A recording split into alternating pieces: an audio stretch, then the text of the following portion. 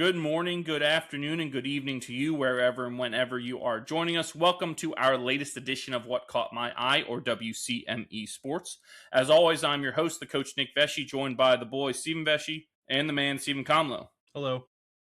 Now, if you're new to our show, we like to think of ourselves as the sports show for sports fans about sports. We like to focus on what happens inside the lines of competition rather than the outside noise that dominates much of our sports rhetoric nowadays. Now, before we get into our top catch for the evening, just a reminder to follow us on all of our socials. That's on X, Instagram, Facebook, Twitch, TikTok, Snapchat, and Threads at WCME_sports.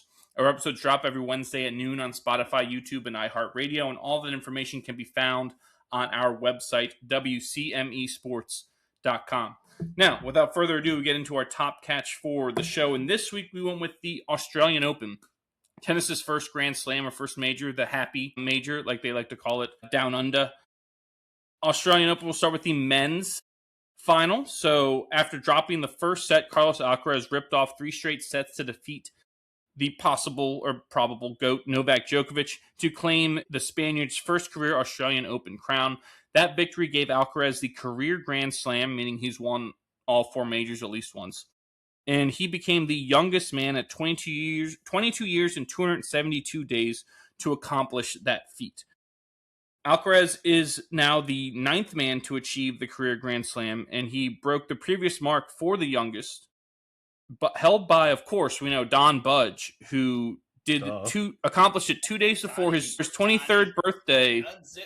You want to guess what year? Don Budge. 1958. Kind of close. 62. Further away, 1938. So Jesus. literally, Alcaraz broke a record from almost 100 years ago on Sunday. It's Alcaraz's 7th career major, having won the other 3 twice already in his already illustrious career. Makes him the first man to reach 7 Grand Slam titles before turning 23, which is nuts considering all the other people. Like the list of the 9 people to win the career Grand Slam, it's obviously Djokovic, Nadal, Federer. I believe Andre Agassi was in there. Gosh, obviously Don Budge. Yeah, obviously. No, I don't think Budge. McEnroe. I don't think McEnroe was in that. Big budget. Maybe Jimmy Connors, but the list, right? It's among elite company in that he's the only one out of them to even get to 7 majors before 23. It was actually Djokovic's first time losing in the final in Melbourne. He had been 10-0 previously in Australian Open finals before this, which is insane to think about considering who he's been playing in those finals or who, he's had to go up against. It's the 3rd straight time that Djokovic has lost to Alcaraz in a major final, actually, which is also kind of interesting. But while all those numbers are staggering about Alcaraz, by the way, just as a bonus here, Steffi Graf is actually the youngest player, men or women, to complete the career Grand Slam. She did so in 1988 at the age of 19. During that year, she won all 4 majors and Olympic gold. So she got the career Grand Slam in 1 year and also won the Olympics. She's also the only tennis player, male or female, to have won each major 4 times. So that means she has completed the career Grand Slam 4 times, or a quadruple career Grand Slam. Hell yeah. Which is wild to think about. When you consider that. Consider all the different surfaces you're doing it on as well. The grass, the clay, the hard courts. How long the season is, right? I mean, we're beginning of February, end of January for the first major, and the last one won't end until middle of September, right? So, pretty amazing company Alcaraz is keeping with there. Then on the women's side, down 3-0 in the deciding 3rd set, Elena Rybakina stormed back to take 5 straight games before easily serving out for the match to defeat world number 1 Aryna Sabalenka 6-4, 4-6, 6-4. The victory avenged a loss to Sabalenka in the 2023 Australian Open Finals. It's the 2nd career major for Rybakina, who also claimed the 2022 Wimbledon Championship, and she will now move up to number 3 in the world rankings.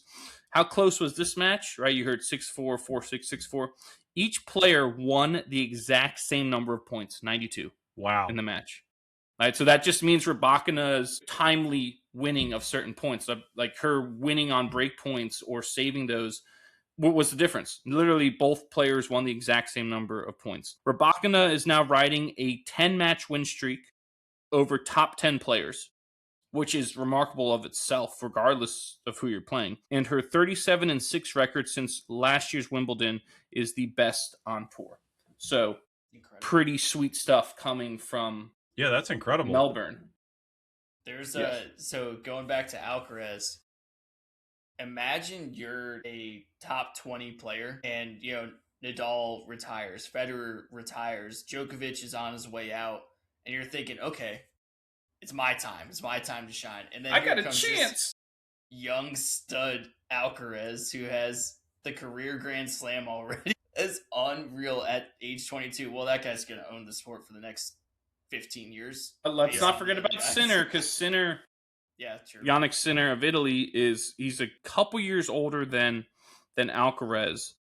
I believe he lost to Djokovic, though, didn't he? Yes, he did. But obviously Djokovic can still play. Yeah. Obviously. But part of it, what's a little misleading about that, I think, is that the previous two matches, Djokovic played a combined 2.5 sets. Because his round of 16 match, the guy was hurt before it started, so it's called a walkover. Got to go to the quarters. And in the quarters, he was getting his butt beat by Musetti, the number 5 seed. But Musetti was an arm or back injury, something in the third set, and he had to retire. Djokovic was down 2-0, and Musetti got hurt in the third set and had to retire. So Djokovic, again, literally the whole week leading up to playing Sinner, had played 2 sets and actually lost both sets. And so he was as fresh as you could possibly be. Sinner had been struggling with cramps because Sinner, the weather was kind of volatile. Like there was one day where they were playing in 60-degree Fahrenheit, and then the next day it was 100. Literally, it was like up and down. And Sinner wound up being on the 100-degree day, whereas Djokovic was on like the 60-degree day. So all those things add up. Now, obviously, Sinner would say no excuse, right? His camp would say no excuse. Sinner for that. I will say Sinner is also, 15 years younger than Djokovic? Yes, he's 24, going to be 25 this year. And Sinner also, if he wins the French Open this year, completes the career Grand Slam, by the way. So you got two guys. Right? Two guys. I mean, Sinner has... replaced the 3. Mm-hmm. Sinner has 4 majors. Alcaraz has 7. Sinner's 1 win away from the career Grand Slam that Alcaraz just got. And so, yes, you have these two guys. And basically, I mean, going back to last Australian Open, there's always been at least one of them in the finals of every major. And literally these two Australian Opens, 25 and 26, are the only ones where it's been someone else in the final. Last year, Zverev was in the final and lost to Sinner. And this year, Djokovic was. Every other major, it's been Alcaraz and Sinner in the final. So it is pretty incredible. Like this day and age, I feel like that sport is one of the few that isn't like a lot of parity across the board. There's absolutely none.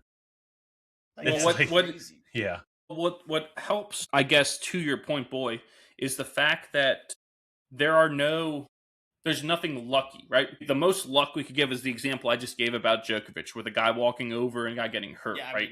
But in terms of just playing the match, there's no best of 5, right? Yes, and it's like playing a best of 7 series versus a best of 3, right? In baseball, you would see more upsets in the best of 3 than the best of 7, and it's also the fact that you control every variable, right? I mean, when you get to these later rounds, you're playing inside, weather controlled.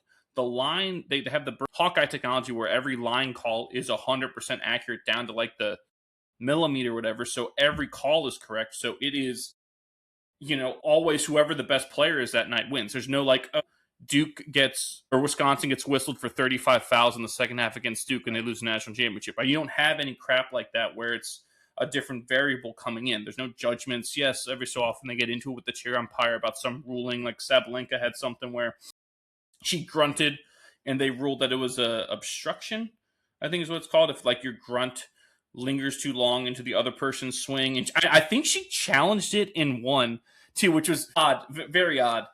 But those are the only like variables. But in terms of if I just go out there and I just play, right? She do be grunting. The best person's always going to win. Whoever plays the best will always win. Which is still incredible to be the best, like to be at the top of your game every single time. I know it's still over the course of the best of 5, but still, like every day to be at the top of your game, to do that consistently, to where there's only 2 guys right now that are. Well, we've talked about it before too. Is that like the other like thing that adds like another depth of crazy is that Alcaraz came from Nadal's camp. Yeah. Like that's the other crazy. That's the other. That's the other like ridiculous part of it is that like Alcaraz is like just a direct descendant. Do they have good horses? Yeah. Spaniard. What I do think is amazing about Alcaraz, when we bring up all these other guys, he is easily the smallest out of these guys. Like Sinner's listed at 6'3". I think he looks taller than that, to be honest with you. Djokovic, I think, is listed at 6'4". Nadal was 6'1", I think, and Federer, I believe, was 6'2". Again, you gotta check me on that. Alcaraz, I think, is listed like 5'10", 5'11". Is he really? Yes, I believe he is, of all of these guys. Like maybe we can just call it the big 5 now. I believe Alcaraz is listed under 6 foot. Alcaraz is 6 foot. They list him at 6 foot. Is that a you're in your college football program? Yes, I think so. Federer was 6'1", is 6'1". He's still alive. So why we do it to honor his memory. May he rest in peace. Nadal 6'1", but like and Andy Murray 6'4". Joker 6'2".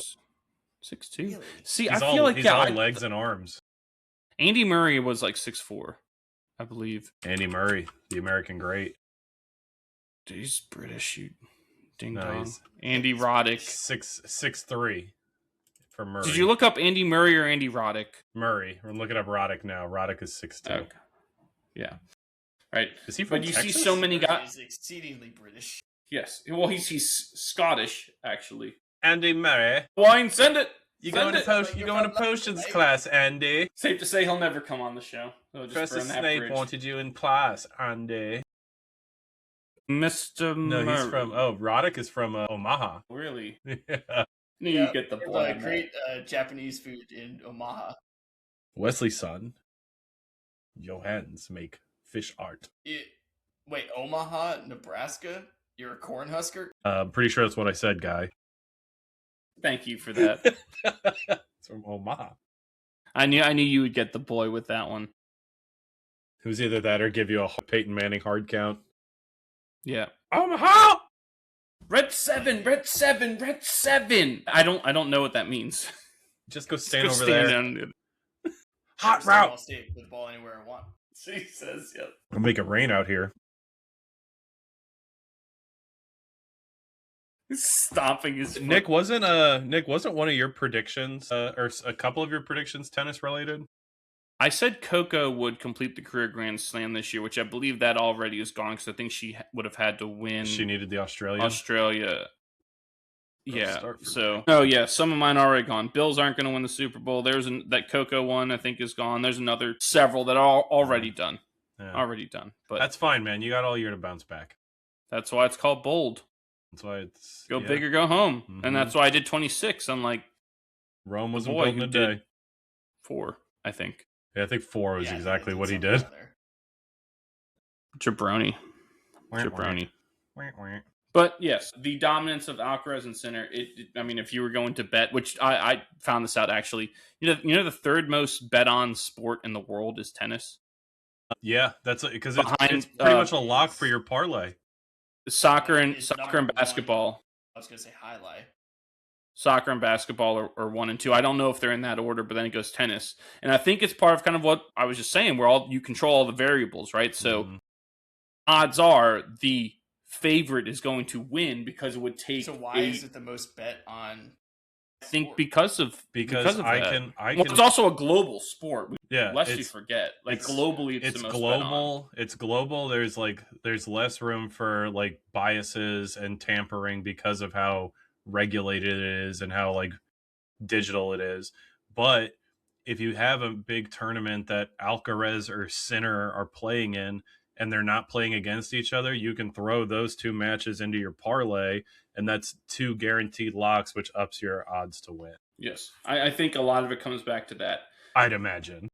Now, part of the reason I think basketball and soccer are the most bet on, yes, is the global reach, but also those are the two sports that have had the most controversy in terms of match fixing and Yes. point shaving and things like that, because you can kind of control variables there. So you could, in theory, Let me introduce do you to my friend Klasse. Yes, exactly. But that's in baseball. That's really the only thing. Like or you could bet that a guy is going to strike out, and the guy just goes up there and takes the pitches and strikes out. Right? Like betting on a guy to get a hit is you can't control that. That's insanity because it's so hard to hit the damn ball. But in terms of controlling variables, like we said, tennis you could. So I think there was at times where there was a real fear that that type of betting would seep into the sport and become an issue, because you could throw that match, right? I could just you're right. We watched it on Seinfeld. Jerry playing Milos. Yeah. Well, too good, right? So I think not even married like I am. Another game for Milos. Do you have that bite pulled up, Kamlo? I feel like this is an appropriate time for us to hit the button. Let me find it. It's in here somewhere. I forget what I labeled it. I think we haven't talked about tennis in a while. Should have been right at the top. Game for Milos is what it's labeled as. Yeah, it is. Yeah, I mean, and that's the reaction of a guy who knew he was going to have another game, the Oscar goes to Milos. Like, it'd be so easy. Look at you guys with sipping your red wine. Good God, what have we become? Terrible. You guys did a Larry David and John Hamm there. You guys both took a sip at the same time. Yes, shallow and pedantic. I agree. Mine is a delicious red wine from Upper Shirley. Not an ad, wish it was. Nick's has been open for a week and he's been dreading it. I had to get it out of my freaking fridge because it was taking up space and was obtrusive every time I have to drink the wine to make room for more. Well, it's called alcohol abuse if you pour it down the drain, so I'm not going to do that. That's not happening. If you or anyone you love suffers from an addiction, please seek help. Got your help right here. What are you talking about? That's terrible. Here's what we'll do. If you ever feel like drinking, bring me the alcohol, and I'll drink it for you. That's a good idea. I don't remember anything from the night. All I remember is my sponsor gave me the go-ahead to get lit. That's true. Pondy's the best. You're a terrible sponsor, Frank. All right, moving on. If you don't have anything else, we get to our 3 strikes. Kamlo, do you have the button? Who would like to go first, Kamlo or the boy? I'll rip it. All right, go ahead. Grip it and rip it. Yeah, I mean, we had the start of the golf season, the real golf season. Get rid of the TGL. Obviously, I think the circuits play pretty much year round at this point, but the official PGA kicked off at the Farmers Insurance Open over at Torrey Pines on the South Course, and the boys were going low. Holy shit, were the boys going low. I don't know if that's because, like, if Torrey Pines is just one of those courses where, like, it's harder depending on, like, what season you play it in. But good God, like, if you didn't score below a -2, you were cut. I mean, it is almost all dependent on weather and wind, because I saw a graphic during it where they showed the scores to par of the last almost like 10 winners, and there were some that were in the single digits, like -6, -9. Yeah. Last year, I think it was -13, something like. Because usually Torrey Pines is a difficult course. Yes, like we've seen some guys struggle there. All about the weather. They said this week, no wind, perfect conditions, sunny, just go at it. And Justin Rose went low. My man scored took first place with a -23 after 4 rounds. Impressive. He's picking up right where he left off. And I don't know if it's because, like, he's just so uninhibited because of just, like, the success he's had lately, or if maybe, like, you want to credit the TGL a little bit as well, because he's playing TGL and he's playing indoors, which is another, I guess you could say, competitive golf. But Rosie looks as good right now as he did all last season. Like I said, picking up right where he left off, and -23, even though T2 for Siwoo Kim and Hitsatsune, both and whoever this American is, Cootie, Cody. I don't know who. I've never heard of this Pearson guy. Cootie. Yeah, I've never heard of this guy before. But they all finished T2 at minus 16. So I mean, Rosie had 7 strokes on those guys. Yeah. Impressive performance. I didn't get to watch a lot of it Saturday, Sunday, just because I was recovering from the flu. You can probably still kind of hear it a little bit, but yeah, impressive performance from Rose. Can't say it enough. I want to say when they showed that graphic with the scores, Rose won this a few years ago at minus 21, and that was no shit, really. That was the best score to par of a champion, I believe, in that tournament's history. So he just upped it. But like I said, his 2 scores of minus 21 and minus 23 were the outliers. It was most of the scores to par to win that were like minus 15, minus 16. And some of them were like minus 9, minus 6 because of the weather. Now, was never really in contention after day 1, but I mentioned it last week that I was excited for Brooks Koepka to be back on tour. My man finished T56, so he made the cut, won, huge, and finished under par. I mean, you can't really expect much less from him. I'm sure some people probably had heightened expectations, thinking he'd probably want to show out in his first appearance back on the tour with his tour card and all that fun stuff. But I still think that's a really, really good performance for him. And then there was one other score that really stuck out to me. I know why it stuck out to me. I'm not a big fan of this guy. Joel Damon actually finished T7 at minus 14. Not a big Joel Damon fan. I did see he got a sponsorship exemption for waste management, so congrats, I guess. I'll try to be positive. But yeah, so yeah, I mean, it's a fun way to start the year off. Golf's back. I mean, every week we're getting closer and closer to the Masters, and you guys know that's just another Super Bowl for me. I go crazy for the Masters, and we'll have to get to the Players Championship first. That's that's also true. First unofficial major. Yeah, the 5th major. Yes, and then. If you guys don't have anything else on the Farmers Insurance, real quick, I wanted to talk about LPGA too, if that's all right. Go ahead. LPGA kicked off with their Tournament of Champions this weekend down at Lake Nona Country Club in Orlando, Florida. The blistery weather finally found its way to Florida because they canceled the 4th round altogether. And Nelly Korda was crowned the victor after posting a minus 8 to par for her 3rd round, finishing minus 13 overall for her first place. And if you remember last year, and kind of like what we were just talking about with tennis, is that there was a lot of parity with women's golf last year.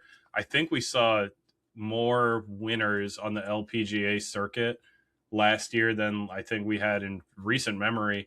But more first-time winners. Yeah, more first-time winners. That's what it was. And Nelly Korda statistically was playing better last year than she was the year where she ripped off, 6 or 7 in a row?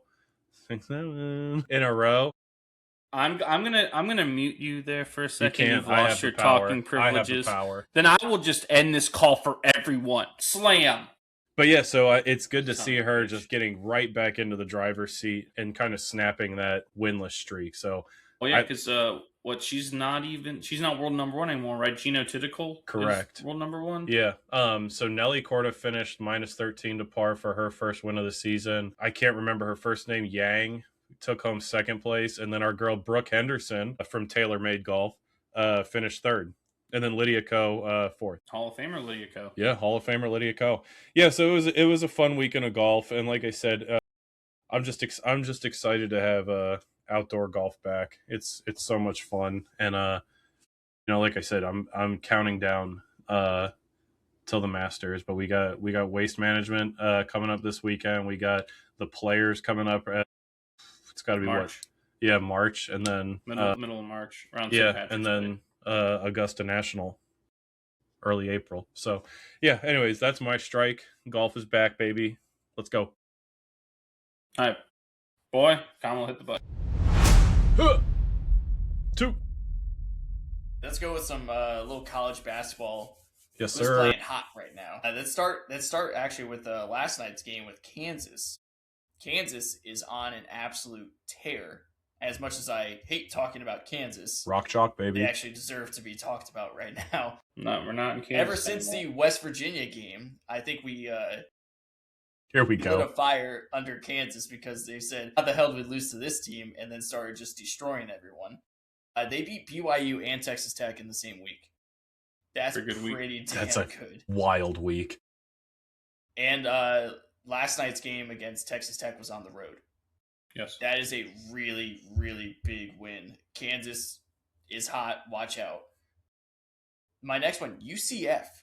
Another Big 12 team, but a team that is 17-4 that isn't in the AP rankings, even though they play in arguably the best conference in college basketball, which I would say is the best. Have they beaten anyone? Yes, they have beaten Texas Tech and Kansas. There you go. Yes, UCF has beaten someone. They are really, really good.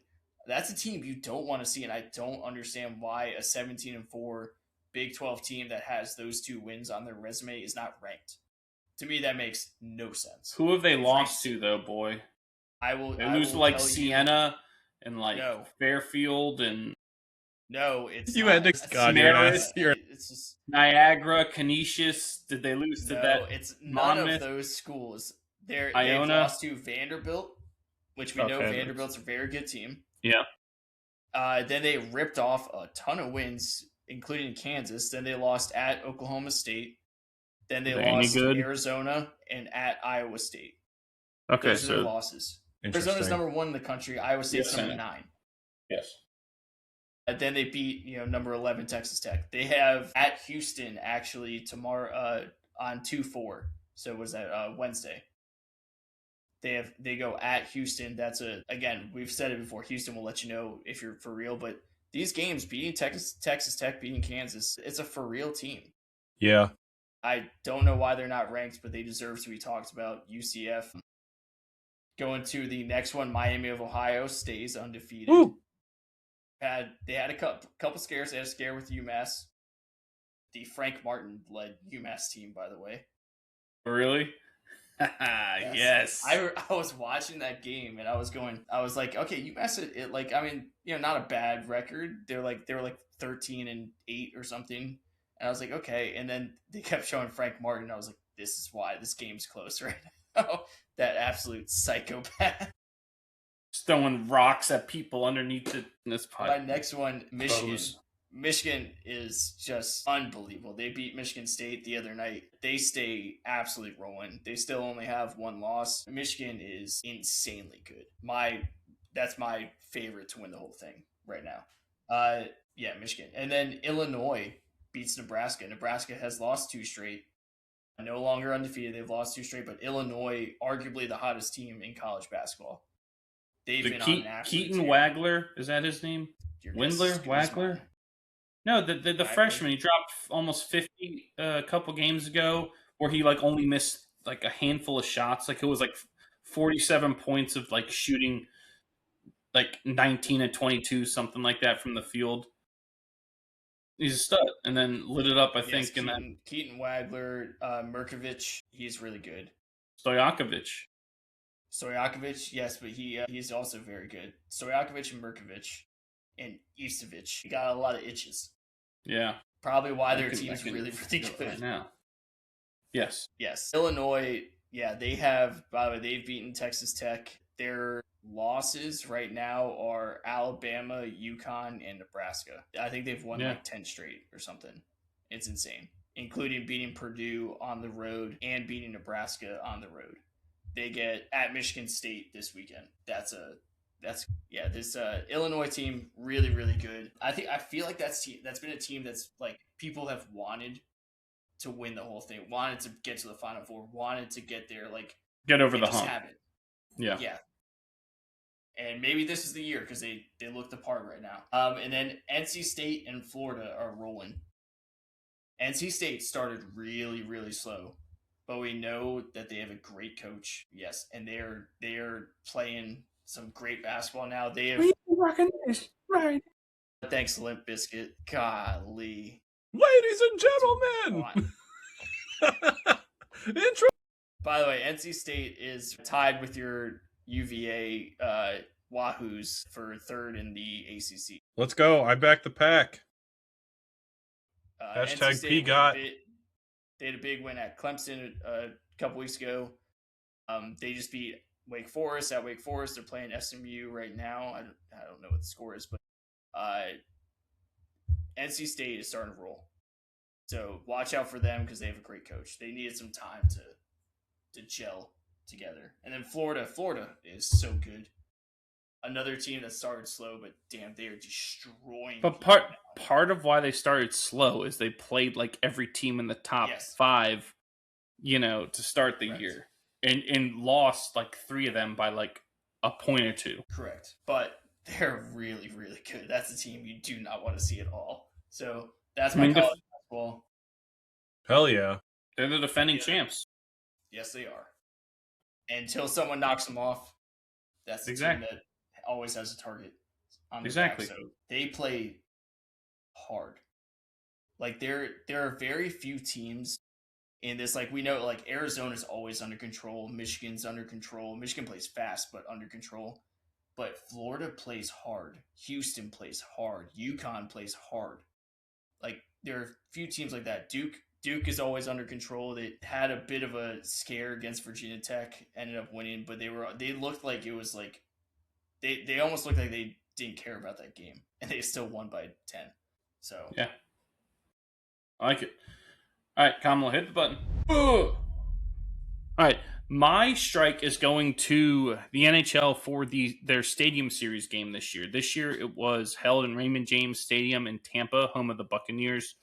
The game was between the Tampa Bay Lightning and the Boston Bruins, 2 teams jockeying for playoff spots, which made this one even more intriguing because you don't always get 2 teams where the game fully means something, right? I believe Tampa most points in the East, second most points in the East, and Boston is, top level or a point or 2 up or down from the final wild card spot.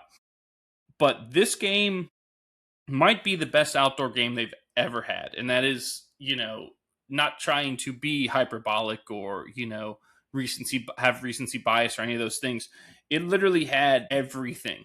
It besides it snowing, it had everything, and it almost was snowing because it was freaking cold in Tampa. I want to say it's like 40, 35 degrees.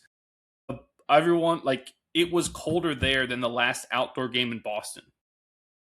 10 degrees colder in Tampa than it was in Boston when they had Boston held their last outdoor game. Yeah, like they crazy. had people on hand to be able to heat the ice in case it got too cold, because if it gets too cold, it cracks. Yes. All right, so they had things there set up. They didn't think they'd ever need them, but it was there in case it got too cold. Well, again, the game had everything. The fastest goal ever scored in an outdoor game, 11 seconds into the game, Tampa struck. All right. Then Boston rips off 5 straight goals to respond, and they are, I'll say it again, rolling like Fred Durst and Limp Bizkit. We got it. Yes. And then you have the madness ensue. So Tampa and Boston are the 2 most penalized teams in the league. I want to say Tampa has the most fighting majors in the league. And you see Boston commit a penalty, Tampa scores, right? Make it 5-2. And then all hell broke loose because there was a goalie fight in the second period, right? Driving to the net, Jeremy Swayman of the Bruins saves it. He's kind of fumbling with it, so Brandon Hagel of the Lightning jams his stick right in there like I would do in NHL, and Swayman just obliterates him, knocks his helmet off, and just is beating him, right? And so they rip Swayman off of Hagel. And Andre Vasilevsky, future Hall of Fame goalie for the Lightning, skates out pretty far out of his net, and Swayman sees him, and they basically say, "You want to go?" And they both, rip everything off, go to the center ice. Swayman's got someone's stick stuck in his pads. He's ripping a stick out. That was the best part. That's the best part of it. Arrow, sticking out of his legs. Rips it out, and they just start pummeling each other in the middle of the ice. Vasilevsky's a big dude, too. Yeah, I think Vasilevsky won that one. Yes, he got one. Well, they had threw some good punches, but there was one punch he threw that definitely ended. Swayman had to get some treatment on his hand afterwards. Jesus, right? Christ. But it was the second goalie fight in the last 6 years. That's it. But the other one that happened within that time frame was only 2 weeks ago when Bobrovsky of the Florida Panthers fought Alex Nedeljkovic, the Sharks. I think is who Nedeljkovic plays for. January 19th. So before that fight, you had to go all the way back to 2020 when there was a fight, I believe, between Mike Smith and Cam Talbot of Calgary and Edmonton. that I think Mike Smith beat him down. But that was the last time we had a goalie fight. And then we get one in an outdoor game, right? Right after it, though, obviously, Tampa scores. And then Swayman gets a delay of game penalty because he knocked the puck out of the air right over the glass without touching anything. So he had 7 penalty minutes in that second period alone. He had 12 career penalty minutes, Swayman did, coming into that game. So literally in that second period, he almost got to his career total in penalty minutes with a fight and a delay of game. And at one point, there were 2 Boston skaters in the penalty box at the same time serving penalties for Swayman because that's how soon after the fight he had the delay of game penalties. There's 2 dudes in there who didn't commit a penalty at all. They're in there because their goalie got the penalty, which is hilarious to me. I've never seen that Camaraderie before. Yes, it is.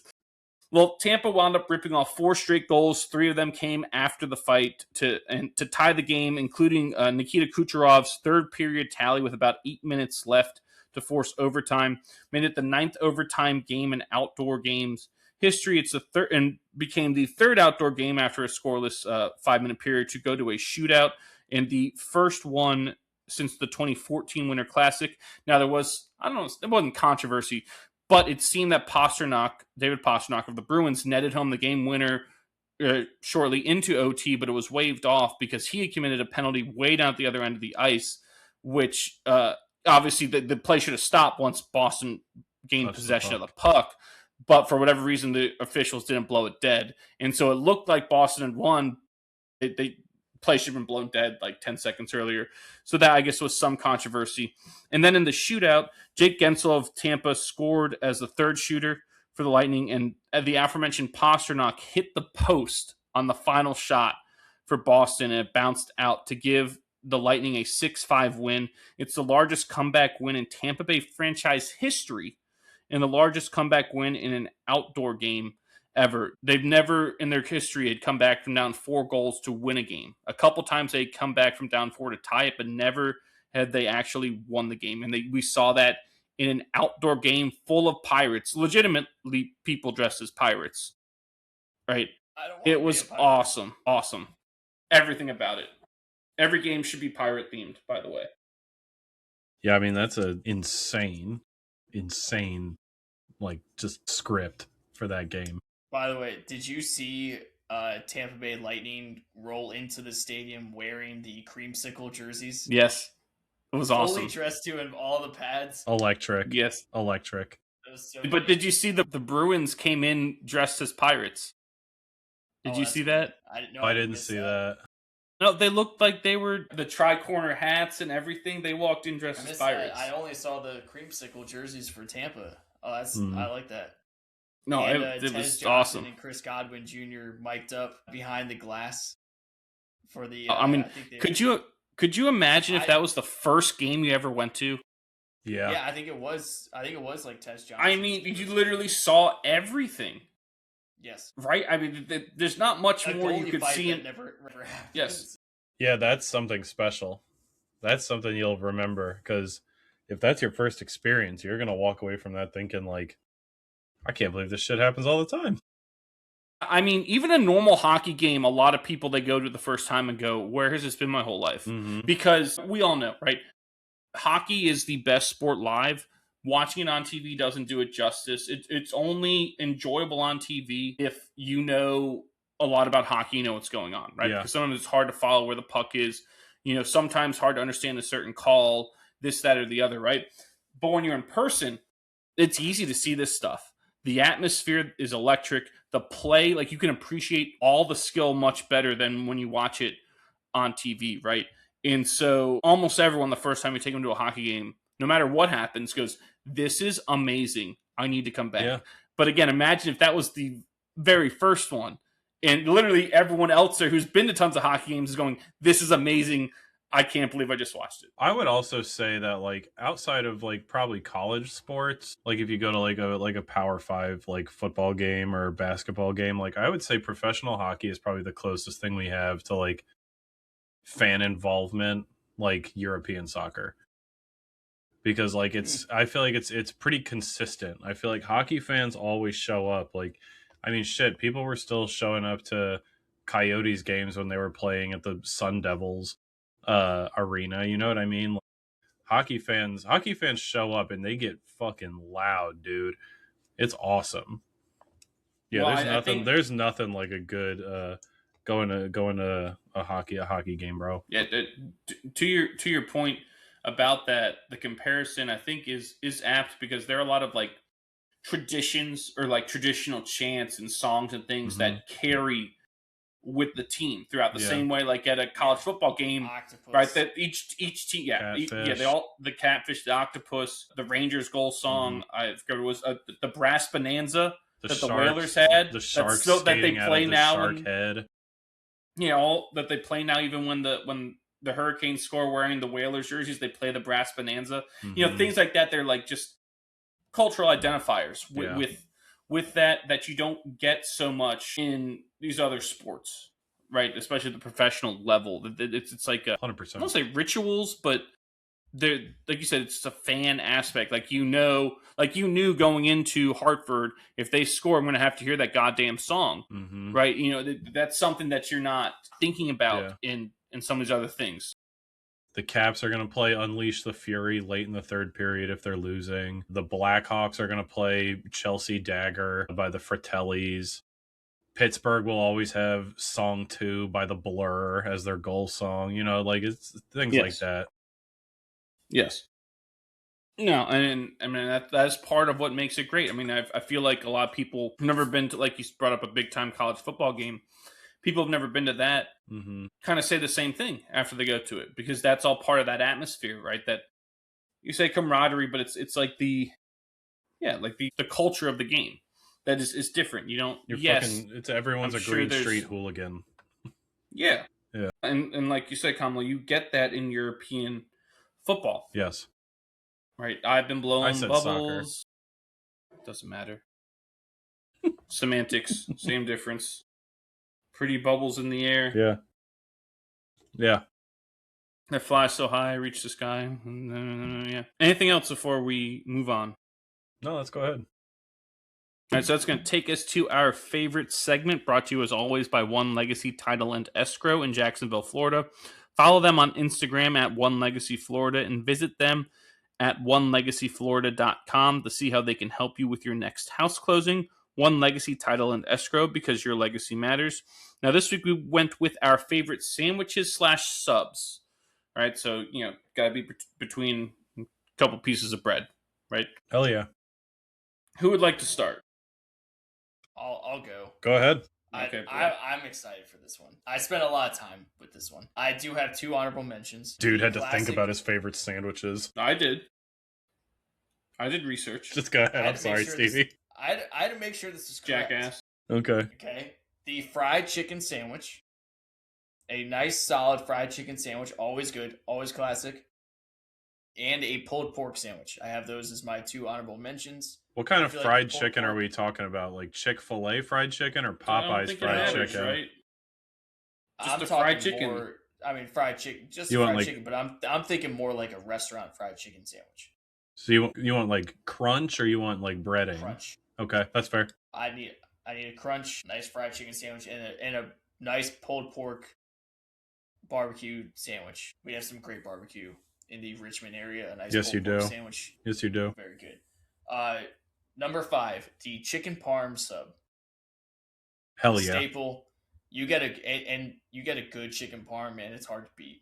Yeah. A solid chicken parm. The best one I've ever had is Solo Pizza in Leesburg. Chicken parm is so good. They do the little cutlets. Chicken parm, you taste so good. Yes.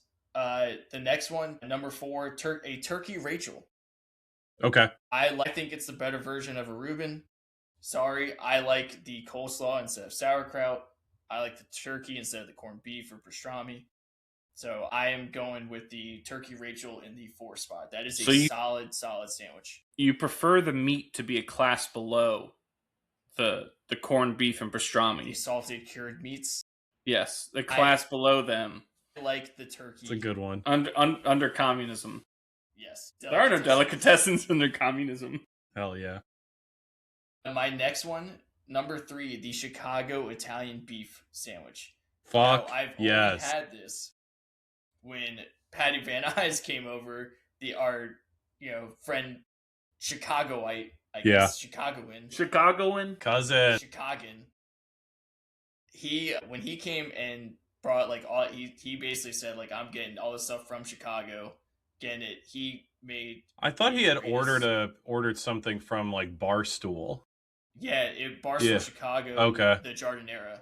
Yeah, yeah, And the yeah. spice package. It was The very spice good. packages and the Jardinera. I had never had a beef I've always wanted, a Chicago Italian beef before. That sandwich, like I was thinking about that sandwich for years. I mean, yeah, because It's it's been so what, 3 good. years since you've had that sandwich? Yes, and it's so good, and I can't find it here. Fuck I've gone me mad. up. They just can't get the spices right here. Yeah, well, he It's the did like a Jardinera. whole brine. He like he boiled like he did a brine like on the Crock pot. stovetop, yeah. And then no, he did it on the stove and then poured it into the crock. He seared it and then crock pot, Mm-hmm. and then it was a whole thing. Poured a Yeah. beer in there. We got to get Patty back It down to was- Richmond and make this fucking sandwich again. I'm getting hungry Yeah, now. I need some Chicago Italian beef. And then my next one. This one is oddly specific, Okay. but the Coppola's Deli in Carytown in Richmond, Virginia. Coppola's Deli, their industrial sandwich, which It's not is their Italian. Coppola's. Coppola's. You sure Coppola. about that? Whatever. Coppola's, yeah. Like Francis Ford. Coppola, whatever. I've been there They're- before. It's the best. It's the best deli in Richmond, and it's one of the best delis I've ever been to. Their sandwiches are unbelievable. The industrial is what they call this one. They're Italian. Has Genoa salami, mortadella, gabagool, provolone, onions, hot and sweet peppers, lettuce, tomato, oil, and vinegar. Golly. You can't go fuck wrong. me It's so up. good. Is such. Feel a your good blood sandwich. slow down. Dude. It is. It's already at a standstill. Who cares? Yeah. That sandwich One is whiff. so damn good. And my number one is the Philly cheesesteak. I think it's the greatest sandwich in the world. I don't know what else you can do to improve it. You get a classic Philly cheesesteak, a traditional Philly cheesesteak. You get a chicken Philly? No. I need Not the regular same? I like a chicken Philly. I I like don't- a chicken Philly, but the chicken Philly is not on this list. The chicken Philly is great, but a regular Philly cheesesteak. It's fair. That's the It's a one good I'm going list. with in the one spot. It's a good I'll hang up list. and listen. Sure. My list, I think, blows yours out of the water. I went for more like old reliable instead of like if you have a BLT rest- on here, I'm gonna say your instead list of like Bet he has a grilled cheese. you have a lot of like restaurant specific sandwiches. Mine, I think, are more like you can if they serve this, it's gonna hit type thing. You know what I mean? Number one, sweet You onion mean chicken Starting at the top- teriyaki hold on, at you're starting at the Subway. top? No, I'm kidding. I You're was just starting trying at to the troll top. you a little bit. The $5 footlong at Subway is immaculate. No, honorable mention. I'm gonna go with just a meatloaf sandwich. You know, like you have meatloaf for dinner one night. The next day you need some lunch. Slice up some cold meatloaf on some bread, cheese, ketchup.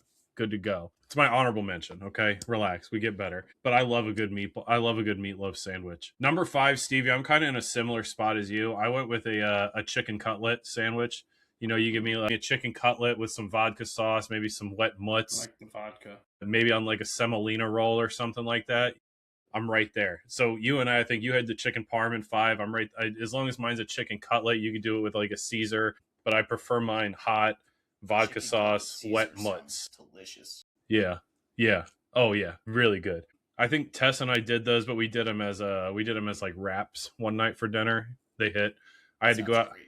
I had to go out and buy a hammer just to flatten out the cuts, you know. It was Tenderize great. it. It was great. Only cracked my counter in 2 places. Number Here's the 4. resale. Number 4, I'm going with just give me a classic turkey and cheese. Just give me a classic turkey and cheese. It's old reliable. It's there when I need it, and it never misses, right? Yeah, as long as it's deli sliced turkey. Cheese, I don't really care. I'm partial to provolone, but yeah, just turkey, cheese, a little bit of mayo, a little bit of mustard. I'm on my way. Turkey and cheese, number 4. Number 3, again, similar to Stevie, but this one's a little more blanket. Give me an Italian hero. but I don't want like just I don't want like just the salami, whatever. I want a little prosciutto. I want some gabagool. I want some more I want some of the good stuff that like is in a separate section in the deli, that you pay a little extra for, you know what I mean? But give me a good Italian hero sub. Oil, vinegar, a little oregano on top. I'm on my way. Prefer it with a seeded hoagie roll, okay? You give me like a toasted sesame seed hoagie roll. Yes. 100%. Yeah, that's a big miss. If you miss on the bread, the sandwich is fucked up. Number 2, this has been a staple in my house ever since I was a little whippersnapper. Taylor ham, egg and cheese in the morning, okay? Some people know it as the pork roll. In my house, it was Taylor ham. You give me sliced Taylor ham, a little scrambled egg, little cheese action. You can put it on an English muffin. You can put it on some toast. I don't care. Put it between 2 slices of bread and get it in my face. I'll take one to go as well. Thank you very much. A good breakfast bagel sandwich with a Taylor ham, egg and cheese. That's a good call. So I came upon a little hack because there was a time where one of those sandwiches on a bagel wasn't enough to fill me up, but 2 had me my whole day was blown after that. So here's what you do. On the first... The hash brown. That's a good one. What I do is I'll do egg, sliced cheese, Taylor ham, and then a smear of cream cheese on top. Boom. Good to go. That's enough to fill me up and get me through the morning. I'm telling you could just eat both and purge. Yeah. Jesus Christ. Take the hash brown. That'll solve it. The bagel basket in Hagerstown, or not Hagers. The bagel basket it's in the Lehigh Valley. I forget which town it is. Sure. Go Iron Pigs. Bagel basket puts the hash brown inside the bagel. Whoa. That's a total wild game changer. That is a game changer. I believe it's called I believe the bagel basket unofficial name is Lehigh College, their hangover spot. Okay. Hangover cure or whatever it is. I like that. Fantastic. I like that. Bagels. Yes. And then number 1, this is old reliable. I don't think I've ever had one that has missed. This is a good lunch. It's a great dinner if you make them at home, especially if you make them on your own. Give me the meatball sub. Meatball sub. Easy, simple. You get some good Italian meatballs. You get some good sauce. Little provolone, some oregano. Some people I've seen put like green peppers on there. That's not for me. And then put it in the oven, toast it, let that cheese get good and melty, pop it out, pop it in your face. Have a good night. See you in the morning. You used to come over to our house after we had meatballs. When we had leftover meatballs. Sausage and peppers too. Show up and he'd be making meatball subs. Your mom made the best meatballs, dude. They were good. Still got some frozen in the freezer. Problem is that some people, I feel like some people sleep on the meatball and they don't appreciate it for what it is. I think a lot of people think that like a meatball is meant to be supporting cast to pasta, and that's just not the case. It's just not the case. The meatball can stand on its own. Anyways, that's neither here nor there. I'm not here to hash out and convince people about what's good for them. I am. Nick, I'll let you go. I am. I'm here to tell. Let the cook cook. Really grinds my gears. Let the cook cook. Yes. So I have 2 honorable mentions. I could have had a list of 10. I love sandwiches and food. But I have the club sandwich. A club sandwich. A club sandwich. Which one? Jersey Mike's or Jimmy John's? No. Like you get one. Cut into quarters. Yes, it's the triple decker. Triple decker. Yeah. It's got everything on it. It's got ham, turkey, bacon, cheese, lettuce, tomato. That's it. That's as good as you can get, in my opinion. That for just a regular breakfast sandwich, lunch sandwich. Yeah, that's my issue. Is surprisingly enough, it's the Captain Crunch of sandwiches. Yeah, it destroys the roof of your mouth. My second honorable mention is a muffaletta. Ooh. Dude, you just let these giant sandwiches cut into like quarters, but a muffaletta, yeah, that's good. Good one, Nick. That's a great pull, Nick.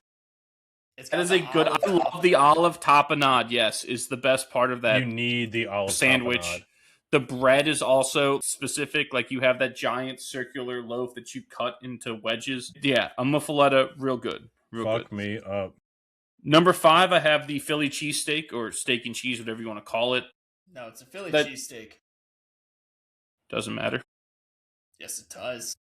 Semantics. But I obviously, like the boy said, the original with the steak, right? It's hard to be beat.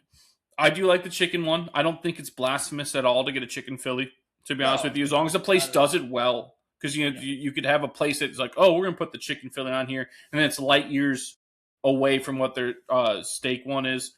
So I'm impartial to either, but if I'm gonna pick one, it's gonna be the original Philly cheesesteak. I prefer mine Pro V wit and add peppers. Yep, is what onions Cooper Sharp. That's what I. Okay. Well, it's the wit. Yeah. The Pro V wit means provolone with onions, and then I like to add peppers to it. My number 4, like Kamala says, the breakfast sandwich. I probably prefer mine on a bagel, but yes, for me, there's 3 meats that are supreme in the breakfast sandwich. It's either ham, it's sausage, or it's Taylor pork roll. Those are the 3. I actually am not the biggest fan of having like a bacon, egg, and cheese sandwich because because it doesn't. If you want to have enough meat in there to fill it up, then you're eating like 6, 7, 8 strips of bacon, which is just way too much. Bacon's for a platter, not for a sandwich. Correct. So I prefer that breakfast sandwich. I prefer it on a bagel, first off. But obviously, I'm not going to say, oh, I won't eat it because it's on an English muffin or toast or whatever. For sure. But having the ham or sausage or pork roll or all combination, but one of those in my breakfast sandwich. Obviously, the best one is come from Bodo's in Charlottesville. They are the best bagels really in the world. People who are from New York, born and raised there, have come down and been like, wow, this is amazing. I cannot believe this exists in Charlottesville, Virginia. Do they get water from New York? I don't know. They might engineer. You can engineer the water. But their one complaint that I've heard from people is they will not toast your bagel, which when you eat their stuff, you go, okay, I don't need to toast it. It's that good. Yeah. Almost, I think it would take away from the flavor of the bagel. Their bagels are so good because a great bagel, it doesn't need to be toasted. I agree. Correct. So I have no issue with that. We've all had like the bagels. You get the bagels from the grocery store. You gotta toast that bad boy, whatever.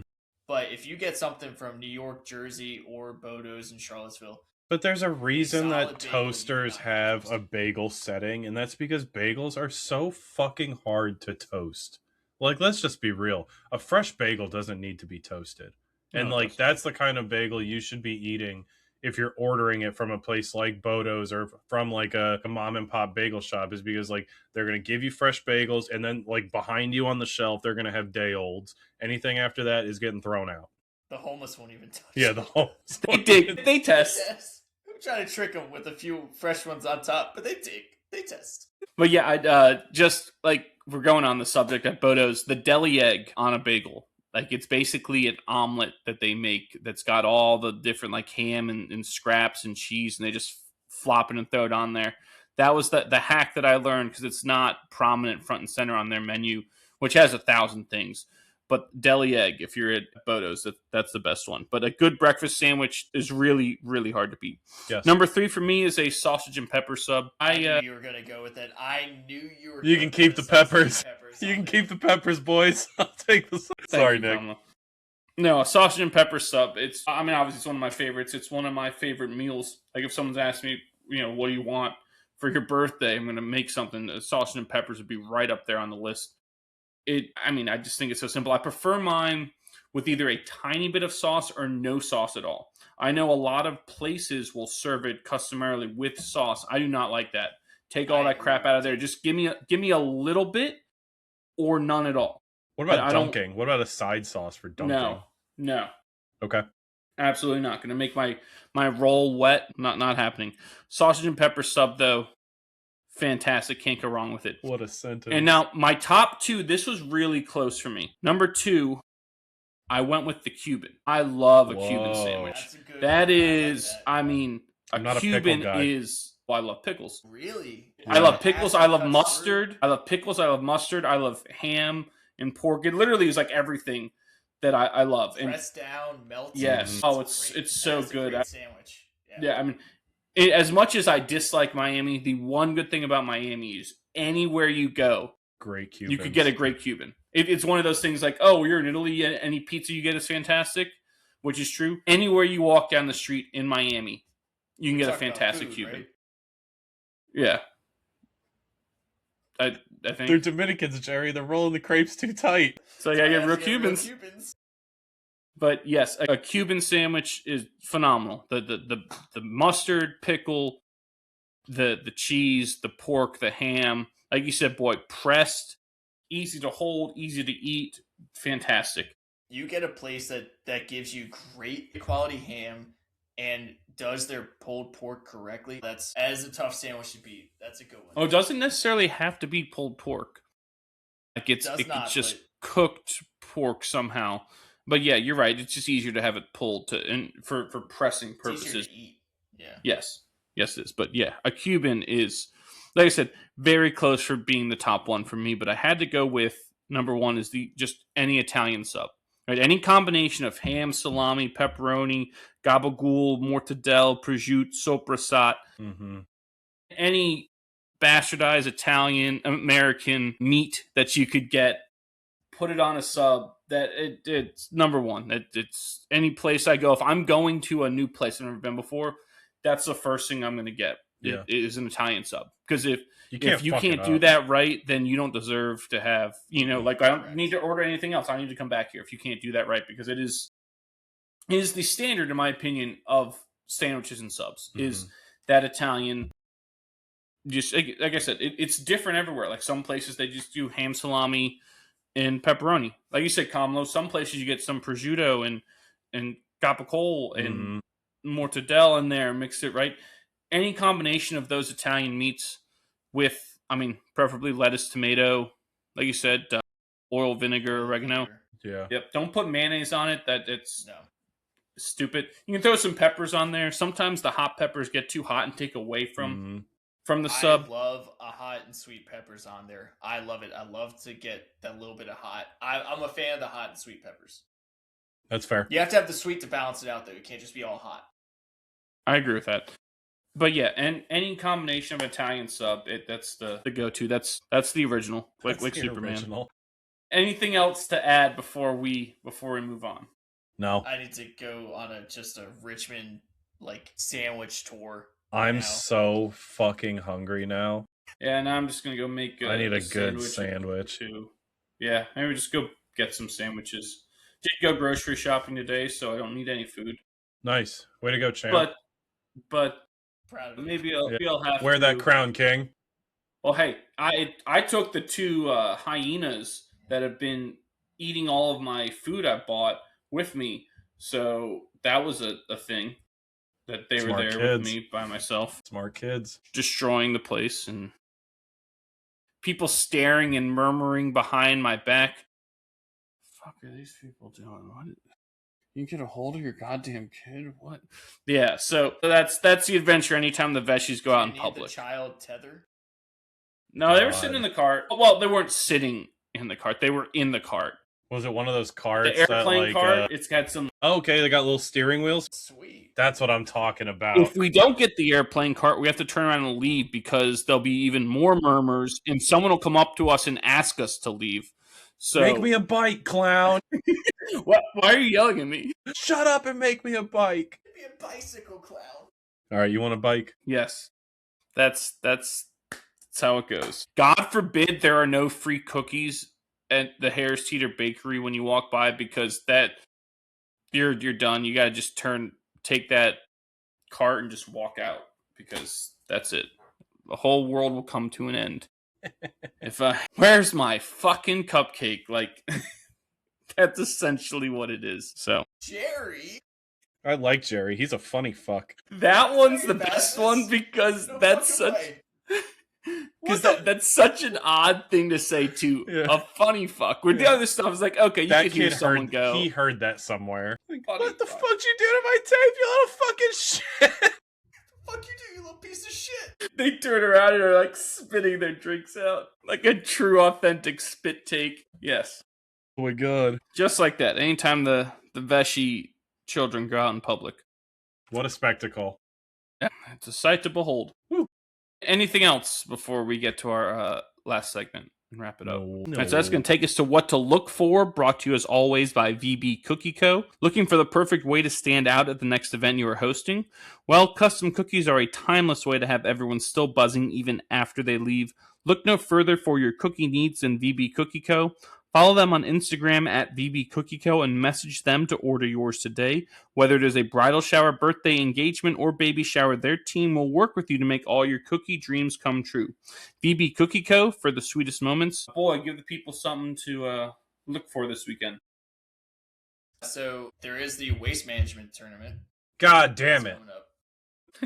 I knew that's what Colin was going to have. I knew it. You got some fucking nerve. Damn it, let me finish. Arnold Schwarzenegger. Jesus Christ. There's also Damn it, Duke let me UNC finish. basketball and Illinois Michigan State. Very good. Kamlo.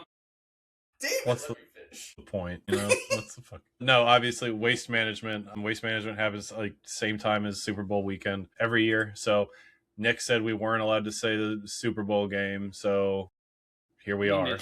Here we are. I go second and get my fucking thing taken. So You should have raised your hand. There's a raise hand button there. Just yeah, but click that's that, bullshit. That's bullshit. You always pick Stevie first. You always. This is nepotism. This is nepotism. You have no idea how lucky you are, Stevie.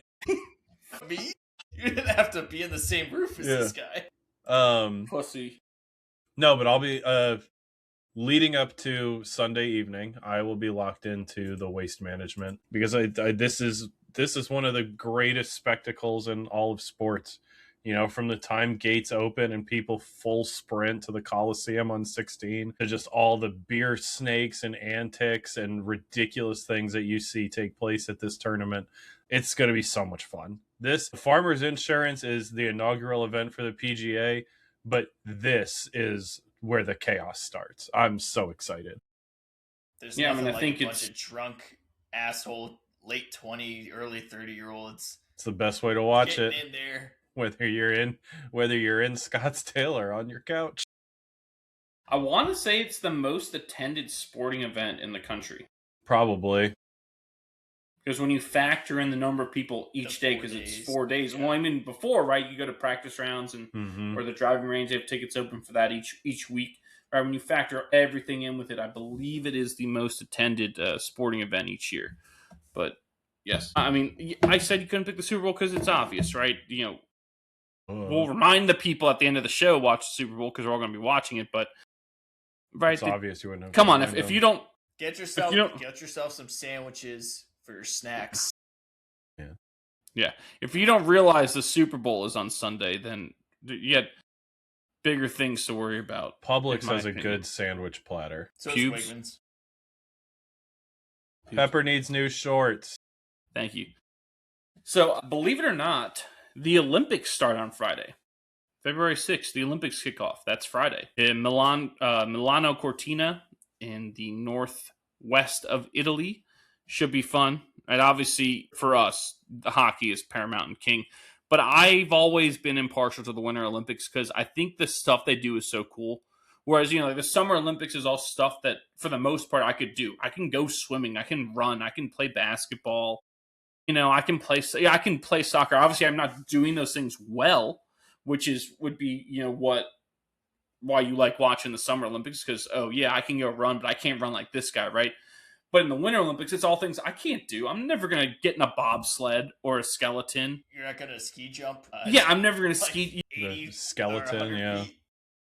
Snowboard on a half pipe, snowboard down a slope even. Who knows if I'll ever do that again in my life, right? I won't. So I think it's so cool because it's things I'm never going to do. And I just think it looks cool. Like all the snow and everything. Yeah. Right?